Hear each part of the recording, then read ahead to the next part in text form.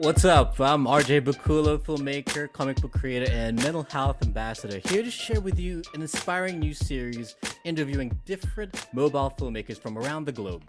I believe we are in the midst of a mobile filmmaking revolution where the tools of storytelling are even more accessible and can amplify our stories and messages to the widest possible global audience. In 2021, there were 6.37 billion smartphone users in the world. That means nearly 80% of the world's population is actually carrying a high quality, powerful filmmaking tool right in their pocket. Like, there's no longer a barrier, such as the need for like professional gear or industry connection just to tell your story or message. Anyone, anywhere, and at any time can potentially share their story, invite understanding and empathy, enlighten minds, inspire action, and even transform society. So my special guest today is an award-winning filmmaker and photographer from Johannesburg, South Africa.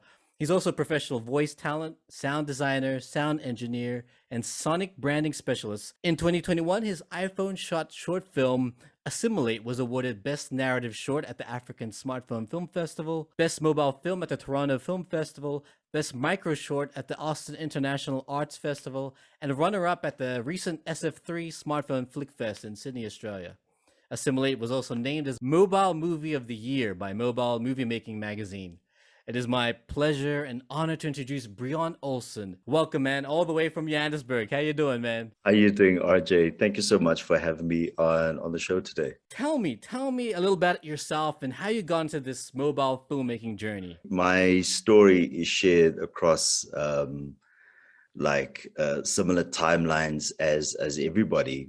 When COVID hit and the world went into complete shutdown, I just found that I had a lot of time on my hands, and it has always been a bit of a dream of mine ever since I started, studying sound engineering and went into that field, that I wanted to further my expertise into storytelling and filmmaking.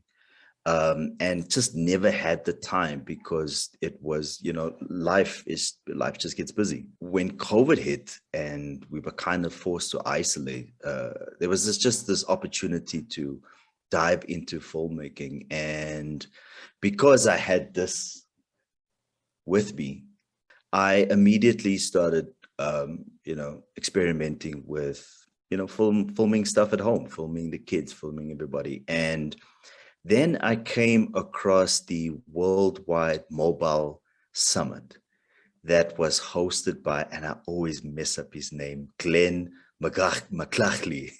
Please, Glenn, if you're watching this, I apologize profusely, but it was the Luma Fusion and Filmic Pro Summit where they had like all of these different creators from across the globe, from Cassius Rayner to a bunch of YouTubers and filmmakers, journalists from across the globe, from France to the UK to the US, and they all came together, and I was hooked when I watched that, because this was now the opportunity for me to get into filmmaking, more specifically smartphone filmmaking, and learn as much as I could with this free time that I had on my hands. And I suppose that's where it started. And then after that, I just did like a bunch of research, like different companies that could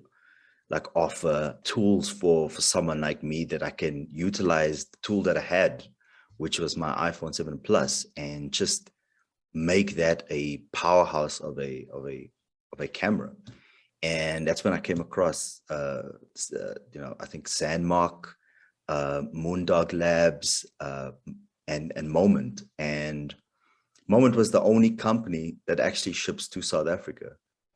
So I bit the bullet, bought my first anamorphic lens, and I just started like playing around. Assimilate actually being my first film that I've ever made, my first serious short story. In fact, I actually made two films at the same time, a week from each other. I did Assimilate, and I did another one that has very similar themes to Assimilate, and it's called Finding Freedom.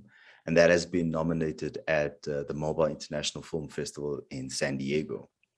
So I basically made 2 films in a week. It's just been a journey. And I understand you make music videos too with iPhones as well and other things. Yeah, so I actually made I think I did 3 music videos with iPhone only, which I shot with my iPhone 11. I think the one music video, it's called Incremental. It's actually by my son, Tishan. So yeah, I experimented with that because that was another avenue where I could get an opportunity to make films or something creative with a smartphone.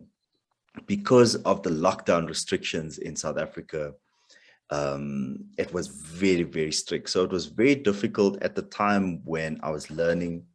You know, it was a, how can I say, COVID was a blessing and a curse, because I could learn something new. I had the time, but when I started learning the something new, I didn't have an avenue to actually go out and start making stuff. So to create during COVID was very difficult. So luckily, my son is an aspiring hip hop artist and producer and songwriter, and he made this incredible song called Incremental. And we were like, listen, we're gonna go find a location, and we're gonna go guerrilla style shoot this music video. Everything was shot in one location in like, I think like 2 hours, and it turned out amazing because of the freedom of shooting on a smartphone. It's literally, I had my Cranium 2 with the iPhone 11 and the anamorphic lens, and used my Moment ND filters, and that's all I had. I had the ND filters, I had this rig, and we shot it in within 2 hours. And I think that's the beauty of smartphone filmmaking, is that you have that freedom of movement. You know, the ability to place a smartphone in a particular angle that you generally won't do with a bigger, more professional rig, is also one of the trades of smartphone filmmaking. I was thoroughly enjoying myself when we had an opportunity, when lockdown restrictions were, lifted a little bit, and we actually got an opportunity to go out and actually shoot in public. So yeah, music videos, films. Correct me if I'm wrong. Some of those music videos were paid gigs. Is that correct? Yeah. So actually, so what happened was I did a quick video where, again, the theme is lockdown, where we actually had an opportunity to actually take a walk outside in the public. And I filmed my walk like this one morning. And this music producer, he actually saw the video, and he was like, dude, can you please shoot my next music video? And I was like, no problem. I'm like, if you're willing to fund it, he says, whatever you need, whatever you want to pay, what's the price? We can we make it happen? And yeah, I got a paid gig. So this was literally in the same time when lockdown happened. It was the Mobile Creator Summit. I got my first Moment gear, and like a month after that, I shot the music video. That's crazy, because it's like literally just like it just like progressed like that, like so quickly. You crossed the threshold from like hobbyist filmmaking to professional filmmaking in that 1 month, and all using an iPhone, a smartphone. It's not even an iPhone 11 Pro. It's a normal standard iPhone 11, and with Filmic Pro, like that's literally all you need. Like, I want to talk a little bit about Assimilate. It's such a powerful, short film. Like, it really, so simple in its construction and its narrative, and yet it really makes an impact. For you, like, how important is it in these times to tell stories that address social issues or to make a social impact? South Africa is probably best known for having Nelson Mandela, who's like legendary for his story of like suffering and triumph. And so, yeah, for you as a visual storyteller, how important is it to tell these kind of stories? If you look at South Africa's history, we are a fairly young democracy. We've had so many challenges where, you know, the establishment at the time, they couldn't accept a lot of the change that was happening in South Africa. And at the same time, a lot of people were trying to find their identity within a 21st century Africa. You know, I wanted to tell a story from a vantage point of this young man that is searching for his identity. He wants to be part of the evolution of where the world is going, becoming first world ready, you know, with all of his aspirations, but he's also identifying with his past and where he comes from. And that's where Leshabi, the actor, he actually recited his actual history of his grandfather. He was named after his grandfather. And they come from a tribe of lions. You know, they refer to their tribe as a tribe of lions. So the importance of that identity that was almost wiped away because of segregation and apartheid and colonialism. So Assimilate was a very simple story that I could, like, within a short space of time, because the limit was 3 minutes to make the film. So there wasn't much time for dialogue or explanation. So I could only do it with movement. So it was movement from sense of using a camera, as you see, you know, this colonialist white lady do what she thinks is the right thing, and I think her image represents what you know, the colonial settlers were thinking, that they were making these Africans civilized. They were bringing Christianity to Africa. You know, they were doing it with good. Yes, it was with good intentions that they came, but I mean, their acts literally wiped away like history from a people that, if they were untouched for many years, where would they have been in 2022? Was the colonialist influence beneficial to South Africa, or was it a disadvantage? Was Africans allowed to find their own way and develop their own technology? Because that's always the mindset, is that, you know, Europe came and saved Africa. They brought technology and engineering to Africa.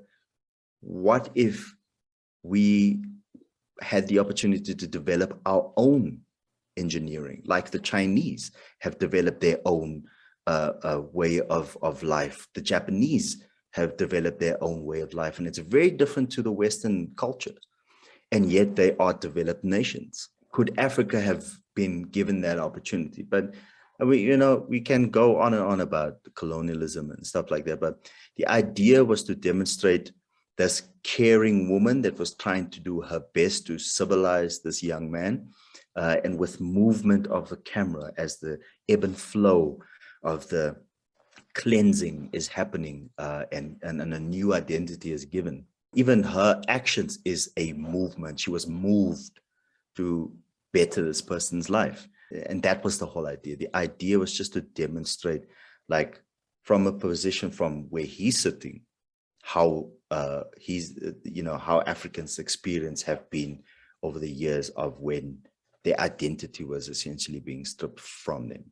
I can imagine that's a very complex social political kind of scenario, but like, that's a power of narratives and stories, right? Where you can take something complex or deep or even abstract, maybe to a different kind of audience, but like putting it in a way that someone can like understand it with its simplicity. And I always like to think of that scene in Christopher Nolan's Inception. Like, you know, a successful Inception is an idea so simple that the mind will accept it and like kind of digest it. And like, that's exactly what you did with your simple film, like this history, deep history and complex issues, yet you will understand it after that 3 minutes short length of that film. The idea was trying to make that kind of impact, because as an aspiring filmmaker, or a filmmaker at the time that was trying to like come up with something that was unique.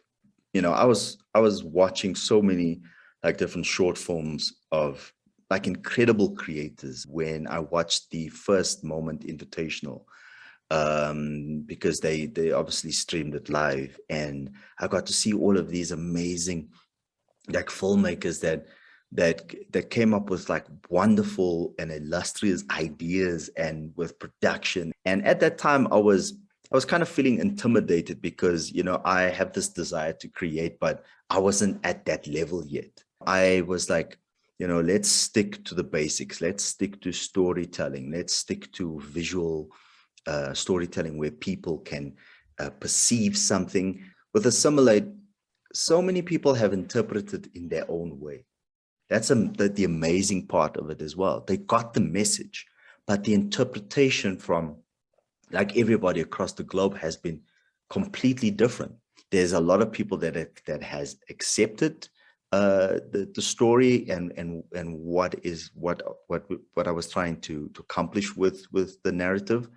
And there was a lot of people that rejected it as well. I suppose that's the idea of storytelling, is that it affects people in different ways. But that's a good And thing, right? yeah, It's I suppose starting it a is a good. conversation. Yeah, you're like literally like, excuse the term, but like stirring shit up. Like, it really gets people, it riles them up in a good way, maybe some in the bad way, but like it gets people thinking. It's thought provoking. Every single achievement that film has garnished over the last couple of months is far beyond my expectations. I was just happy to make a film. It was my goal. I learned all of these tricks and trades. I've studied the 180-degree rule. I understood the purpose of an ND filter. I understood all of the technicalities, how to use Filmic Pro, how to do all of that. But the problem is that sometimes we stick to that and we don't actually implement what we've learned. And I forced myself that, hey, listen here, I want to make a film. And luckily that everybody that got involved in the production, they were happy to do it for free. That was also the amazing thing. The venue, the people that were involved, it cost us absolutely nothing. It was literally a zero budget. If you don't count the fact that I have an iPhone 11 and bought all of this gear, the actual cost in the production was zero, nothing. Is that because they Um, believed in the story and they really just wanted to like give their time and passion to it? exactly. Yeah. When I pitched it to Shabs and Marley, the two actors, they completely fell in love with the idea. They were like, cool, we can, I'm up for it. Tell us when and where you want to go. And when I got one of my friends, they were like, hey, this, we've got a house here. Come check it out, see it. If it's something that you're interested in, we're not going to even charge you for the space. And that was even amazing. So like the mere fact that the film was able to, I could, again, do it with like no money, Yeah. got all of these people in that pitched in, and they were like, hey, we want to take part in your idea, and shot it in 2 days. Do you see yourself moving forward, making more films like this, like socially conscious films, films with messages? Because I know, like, personally, for me, like, I always kind of had this kind of philosophy with filmmaking where if you're gonna say something, might as well say something, like say something that matters rather than just kind of add to the jibber jabber out there. And so I always tried to make my short films try to like address something. And like for me, like my advocacy is mental health, and I always try to tackle Yes. different kind of aspects of mental health in my stories one way or another. Like for you, do you see yourself Yeah. like kind of doing these kind of stories moving forward? After obviously making like a bunch of these films, I actually fell in love with documentary style filmmaking. So I'm actually kind of going towards that direction of going full on documentary style, and that is because I would like to address like a bunch of social issues in and around South Africa. So I'm very keen on going into the direction of documentary style filmmaking, because I think documentaries has such an impact on social events and stories. And what I love about documentary style filmmaking is that you allow life to happen as it happens. So you're just documenting as life happens. And that's the beauty of documentary style filmmaking, because yes, here and there you'll obviously set it up, especially if you're trying to create the conflict and resolution part of that story. But everything that falls in between that is life as it happens. Personally, for you, like, why do you prefer or recommend the smartphone as a filmmaking tool, as opposed to your, mirrorless or cinema camera that, you might have Yeah, already, but why still choose the smartphone, the iPhone? there's actually a bunch of reasons why I would say that smartphone filmmaking is such a powerful medium. And the first one is accessibility. Everybody has a smartphone. There isn't a single person on this planet that I don't think possesses a smartphone. Doesn't necessarily have to be an iPhone. The technology is there, so it allows so many people that probably don't have like access to like film school or the funds for film school, but you have a story to tell. You have a powerful tool in your pocket.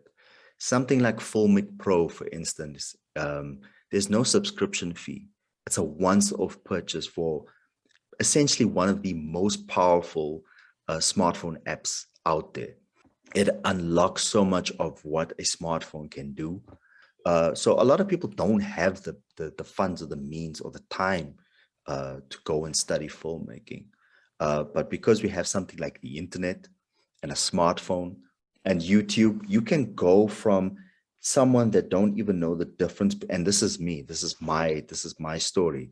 I didn't know the difference between shutter speed and an aperture, and the 180-degree rule, and what is log and what is. I didn't know what those things were. It was completely foreign to me, and I went from that to making an award film in a matter of a year. And that is what a smartphone enables people to do. You obviously need to drive in the will to sit down and actually learn something, but access to information, access to a smartphone, like anybody can do it. And that's why I advocate for it, because if you have a story to tell, you don't have any more boundaries when it comes to, shooting a film, because now you have something that is capable of doing it. And look, smartphones have their limitations. They have smaller sensors. They're terrible in low light. But at the end of the day, it doesn't matter. It honestly does not matter. Whether you have a smartphone or whether you have a mirrorless camera or you have a cinema camera, an FX3, it doesn't matter. Because if you're not able to utilize that tool to tell a story, then it's meaningless at the end of the day. The fundamentals are that, yes, we need to understand the technicalities of using the tools that we have, because we won't be able to effectively tell those stories if we don't understand those fundamentals. But those fundamentals are just the beginning of what should be impactful storytelling. What advice can you give to like young or aspiring filmmakers out there, like who want to start out, and of course they don't have the money, they don't have the budget, they don't have the connections, but they do have a smartphone? That's such an easy and hard question at the same time, because the general approach would be go out and just shoot, right? Right, right. But I've been in that position where I don't know what to shoot. What do I shoot? What do I create? How do I come up with an idea? Where does an idea come from? What kind of inspiration do I need to be able to come up with an idea? I think for me, that's where I invest so much time in learning as much as I can, because there are free courses and free stuff out there that you can watch. I would say yes, go and film, but do it in increments. Learn something new and implement, and then learn something else and implement the whole entire time. The whole idea is to actually take action. Don't just learn the whole time. Don't just accumulate gear the whole entire time. Action. Make the mistakes, learn from your mistakes, because that's the only way that you're going to actually reach your goal as a filmmaker. Right, right. And I like the approach too, like how when you like the idea that you made Assimilate, it's because you first you looked for like a film festival, like, and then you were looking for like Yes. something, and you had a spark of an idea. Like for me, I have the same Yeah. kind of motivation problem. If I just have an idea for a film and I just make it on my own terms, Yes. 80-90% of the time it won't get made. It'll just get stuck in like the limbo of my imagination. But when I find a film festival and there's a deadline, that gets me off my Yeah. ass to get Yeah. that film into reality, like it pushes me to get something from just Exactly. an idea to become something real and in the flesh. And because like Moment, the Moment Invitational had a limitation of 3 minutes for their shorts. Even that limitation gave me an idea, because I was like, I have 3 minutes to make a story. I can't let this thing drag out too much. I need to create something that tells the story like quite fast, from the establishing shot, the location, the character, to have that conflict and resolution within 3 minutes. So even that limitation allowed me to be creative, because I had that time to make something that is able to tell a story. Thank you again for your time and sharing your like wisdom and experience, especially for like those who are just starting out in their mobile filmmaking journey. I think it's really important to hear other people's stories and like how they got there, how they're going, and we always hear some of the success Yeah. stories, but like when we see like those who are still in the middle of that journey, it gives us, Yeah. like us ordinary people, like more courage. Like, oh, I can start this, I can jump onto this, I can do this. Awesome stuff, man. Thank you so much, RJ, for having me.